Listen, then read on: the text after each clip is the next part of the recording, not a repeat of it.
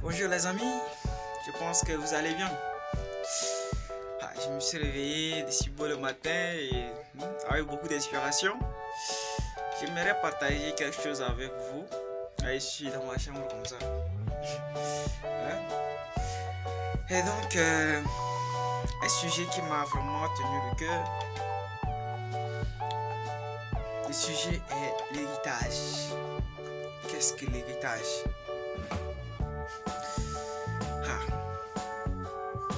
Le sens du mot l'héritage est beaucoup mal perçu. La perception de ce mot est ambiguë pour certaines personnes. Et donc, aujourd'hui, j'aimerais bien partager avec vous ce sujet. Et donc, l'héritage, par définition, est comme patrimoine laissé par une personne décédée et transmis par succession. J'ai dit bien, j'insiste, succession, transmis par succession. Et donc, en Afrique, le sens de l'héritage est mal perçu. En Europe, l'héritage est comme source de réconfort, de consolation, de richesse. Un père laisse une entreprise à ses enfants qui sont des héritiers. Il se pourrait que un parmi ses enfants va s'engager pour diriger cette entreprise afin de générer plus. Et donc c'est comme une œuvre inachevée que les enfants, les héritiers doivent continuer. Vous voyez à peu près. Mais en Afrique, j'ai remarqué, j'ai fait un constat un peu, mais ce n'est pas le cas. En Afrique, l'héritage est source de problèmes. L'héritage est source de division. L'héritage est source de querelles. L'héritage est source de poursuites judiciaires.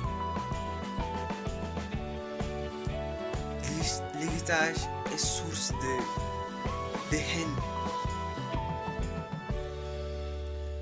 Un père laisse son patrimoine à ses enfants. Ces derniers, au lieu de développer ou encore continuer à faire plus, ils préfèrent plutôt se diviser, se partager. Chacun a sa part. Certains vendent et finalement, ils tombent à la 17, la ruine. Comme la ruine complète de la famille. Et donc, j'aimerais rappeler mes frères, surtout mes frères africains, que l'héritage ne doit pas être source de problème, mais plutôt source de consolation, de réconfort. Beaucoup d'enfants, beaucoup des héritiers ne font pas d'efforts. Beaucoup des enfants africains, quand leur père est riche ou quand leurs parents sont riches, ils préfèrent croiser les bras et rester pour attendre la mort de leur père, aller jusqu'à souhaiter même la mort de leur père. Quand est-ce que papa va mourir pour qu'on puisse hériter de ses voitures, de ces villas? Vraiment, ça fait mal, ça fait trop mal. Et donc, j'appelle mes frères, j'appelle mes soeurs de prendre conscience. Cherche toi-même ce qui t'appartient. Et quand ton père te laissera l'héritage, ça sera un plus, un ajout, mais non une source de division. Comme je le remarque. Et j'aimerais vous rappeler quelque chose. Quand on rentrait le plus souvent des vacances, le soir autour d'une table, et donc le soir, mon papa nous rappelait souvent, mes enfants, ce que j'ai réalisé est une fondation, n'est qu'une fondation. Vous, mes fils, vous élèverez le mur et vos enfants, c'est-à-dire ces petits-enfants, viendront mettre le toit.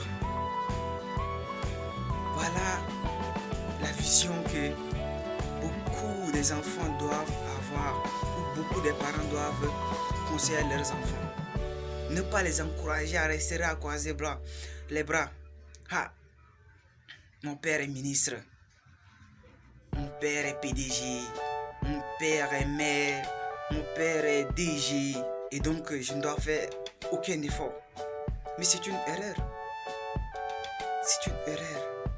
Si ton père est aujourd'hui ministre, si ton père est aujourd'hui PDG, si ton père est aujourd'hui maire, président, je ne sais pas moi, ce n'est qu'un titre.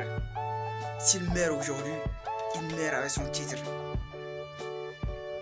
Et donc, soyez conscients les amis, et je vous préserve. Et donc, de ce mal-là. Alors, vraiment, je suis très content de partager ça avec vous.